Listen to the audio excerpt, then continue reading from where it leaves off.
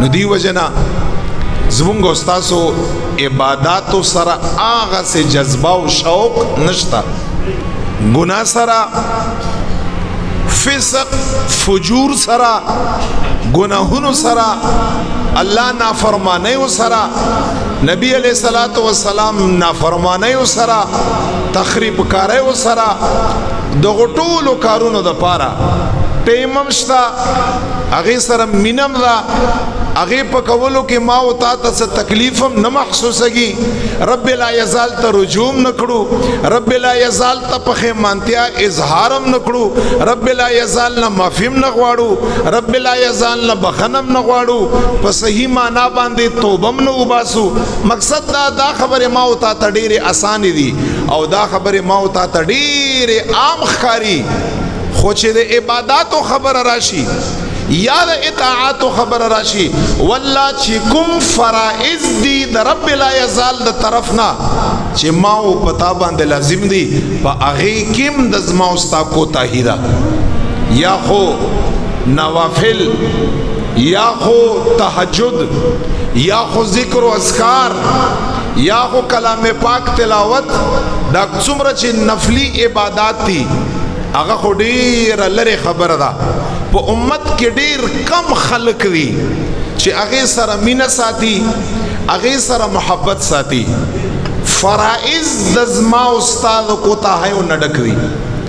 په هغه باندې ما استاد په صحیح معنا باندې نه یو روان په صحیح معنا باندې ما استاد په هغه باندې عمل نه کړی ما استاد سره هیڅ غم او فکر نشتا نو په دې نیت باندې دانن یو څو خبرې احادیث مبارکه صحابه کرامو تذکرہ اولیاء کرامو تذکرہ په دې نیت باندې کومه چې زمونږ استاد سره پکار دي چې عبادت سره ډیر شوق زما استاد په زړه کې پیدا شي خصوصا چې کوم فرضي عبادت دي